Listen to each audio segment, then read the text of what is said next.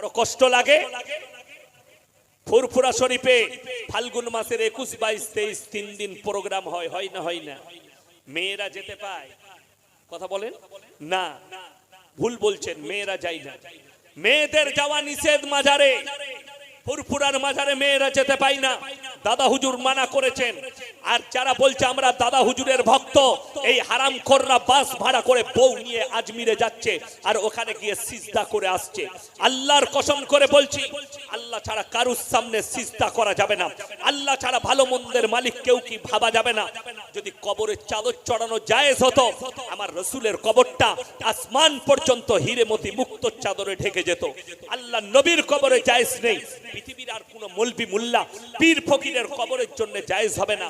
হাইরে মুসলমান, কলকাতা থেকে বাস ভাড়া করে আজমিরে গিয়ে চাদর চড়িয়ে আসছে, অথচ তোর পাশের ঘরের গরিবের গায়ে চাদর নাই।